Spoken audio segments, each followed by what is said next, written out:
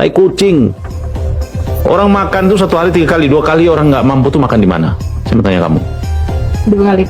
Kan makan satu hari berapa kali? 3 kali. 3. Dikasih makan 1 kali, 2 kali lagi makan di mana? Di rumah.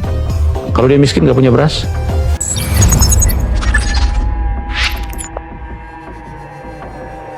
Assalamualaikum warahmatullahi wabarakatuh. Jumpa kembali dengan channel YouTube Lensa Kawo. Kali ini kita coba untuk mendengarkan pendapat dari Bang Syukur Mandar. Tai kucing proyek MBG itu katanya. Oke, langsung saja ya kita dengarkan videonya. Tai kucing. Orang makan tuh satu hari 3 kali, 2 kali orang nggak mampu tuh makan di mana? Saya mau tanya kamu. 2 kali. Kan makan satu hari berapa kali? 3 kali. 3. Dikasih makan 1 kali, 2 kali lagi makan di mana? Di rumah. Kalau dia miskin nggak punya beras? Nggak makan berarti. Nggak makan. Jangan sok-sokan sekarang.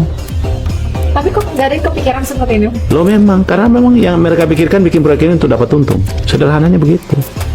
Nggak usah dipikir-pikirin terlalu rumit. Kok ini hal yang sederhana tapi dibikin rumit karena untuk apa? Untuk ambil keuntungan. Dan faktanya udah terbukti tuh. Ya kita nggak nuduh lagi. Memang ini proyek gagal.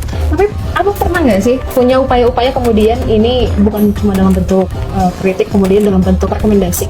Loh, kalau kita rakyat tuh nggak perlu rekomendasi apa. Rakyat itu rekomendasinya kalau pemerintah nggak mampu berhenti. Itu rakyat. Lo kita pilih dia untuk dia bekerja. Kalau dia nggak mampu ya stop, turun. Ngapain dia mau jadi presiden kalau nggak mampu? Ngapain dia jadi menteri kalau nggak sanggup? Ngapain dia jadi kepala bagian kalau nggak sanggup? Ya mundur, berhenti dong. Ya mundur kalau nggak berhenti. Kalau nggak sanggup mundur.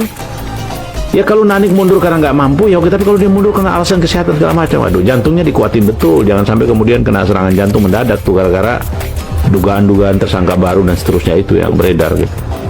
Ya saya kira istana hari ini terlalu banyak sandiwara, dan apa yang dilakukan istana itu semua kita ngerti kok, jalan ceritanya, alurnya kita ngerti semua kok.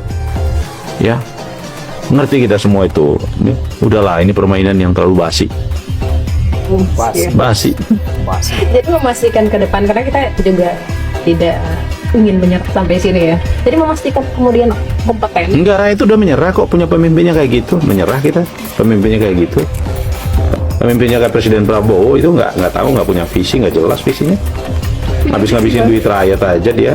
Cuma pidato, visinya cuma dipidatukan, nggak dilaksanakan. Dia pintar pidato aja. Walaupun pidatonya banyak menyesatkan gitu. Kita dengarnya juga sakit perut gitu.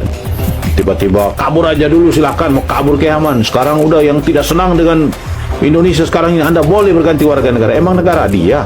Tapi kan yang beliau maksud kemungkinan adalah orang-orang tertentu kan? Ya semua warga negara punya hak mengkritik kok. Apa karena saya kritik lalu saya tidak suka dengan dia? Tidak dong.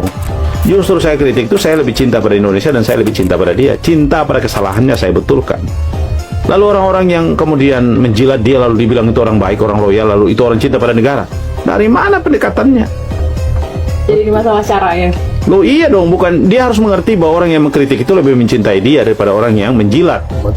Di mana-mana orang yang mengingatkan itu lebih baik daripada orang yang menjilat.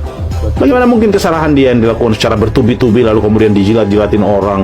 Presiden Prabowo ini hebat, hebat apanya? Udah 2 tahun dia jadi presiden nggak ada yang dikerjain kok. Yang ada dibikin susah rakyat kok. Apa MBG bikin susah akibat MBG gaji guru? Bang Syukur Mandar.